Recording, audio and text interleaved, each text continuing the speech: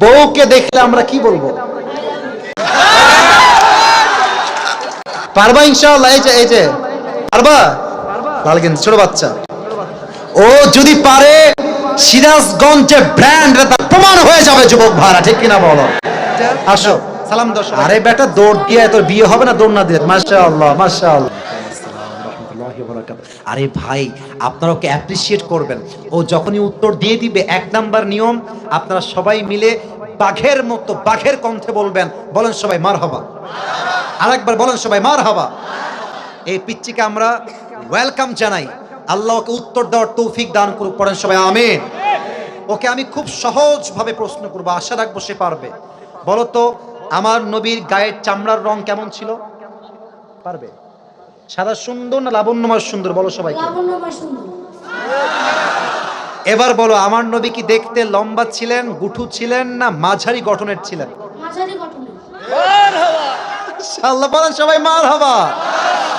এবার বলো আমার নবীর চেহারায় দাড়ি কি ছোট ছিল না চাপ দাড়ি ছিল? আপনারা বলেন ও পারবে, ওর গায়ের শক্তি বলছে সিরাজগঞ্জের যুবকরা বাচ্চারা এটা বাঘের বাচ্চা এরা। এবার তুমি একটু বুঝে শুনে উত্তর দাও, নবীর চুলের যে কাটিংটা ছিল কাটিং এর নাম কি ছিল? আরে বলেন সবাই মারহাবা। এবার বলো তো নবীর হাতের তালু কেমন ছিল? নবীর হাতের তালুটা এটা কি শক্ত ছিল না মোলায়েম ছিল? ওকে অপশন দিলে যে রাইট অপশন সেটাই সে চুজ করছে, বলেন সবাই মারহাবা। 1 নাম্বার সে পাস, 1 নাম্বার সাবজেক্ট শেষ। 2 নাম্বার বলো তো আমার নবীর সম্মান আল্লাহ বোঝাবার জন্য যখন মালাকুল মউত নবীর কাছে আসলেন, নবীর রূহ কি এসেই কবজ করলেন, নবীর কাছে পারমিশন চাইলেন? বলেন সবাই মারহাবা। আচ্ছা বলো তো নবীর আদর্শের ক্ষেত্রে নবী বাবা হিসেবে যখন ফাতেমাকে বিয়ে দিবেন, ফাতেমার কাছে এসে এটা ওর জন্য বোঝা একটু কষ্টকর, তাই বোঝাবার স্বার্থে সহজ করছি। বাবা হিসেবে ফাতেমার কাছে এসে নবীজি কি বললেন বিয়ের ব্যাপারে? হ্যাঁ থামেন থামেন, বলবে এসেই বললেন বিয়ে দিয়ে দিব না তুমি রাজি আছো কিনা মা তাই বলো, কি বলেছেন? এর চাইতে সহজ আর হতে পারে না, ঠিক কিনা বলে? আচ্ছা এবার তুমি বলো তো নানা হিসেবে নবী কেমন ছিলেন? আমি বলার জন্য একটা হাদিস বলেছিলাম, যখন হাসান হোসাইন আসতেন নানার কাছে, হাসান আর হোসাইন সালাম দিতেন আগে না নবী নিজেকে সালাম দিতেন?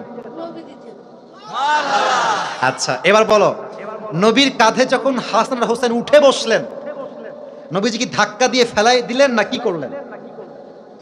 দেন নাই, বলেন সবাই মারহাবা। তাহলে বাচ্চারা মসজিদে আসলে আমরা কি তাড়ায় দিব না আদর করব? কি করব? ও নিজেই বাচ্চা, বলেন সবাই মারহাবা। এবার হচ্ছে শেষ কথা, শেষ ভালো যার লজ্জা নাই। বলো তো বউকে দেখলে আমরা কি বলবো?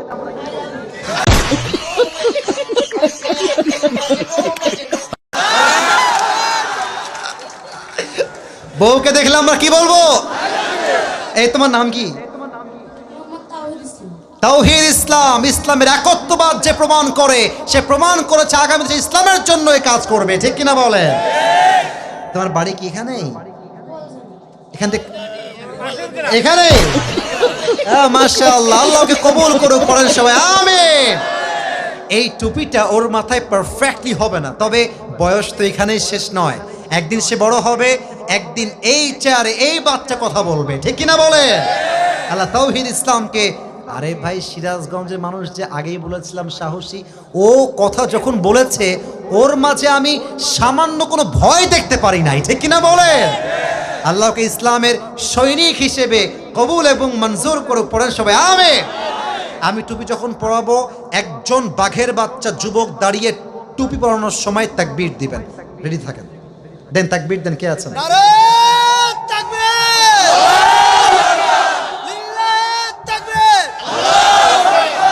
ওকে সুন্দর লাগছে না মাশাআল্লাহ দেখতে? আল্লাহ তাওহীদকে কবুল করুক, পড়েন সবাই আমিন। আল্লাহর মাকে বাবাকে পুরো পরিবারকে ইসলামের জন্য কবুল এবং মঞ্জুর করুক, পড়েন সবাই আমিন। তাওহীদ তুমি ওখানেই বসে পড়ো, স্যারের পাশেই বসে পড়ো, মাশাআল্লাহ।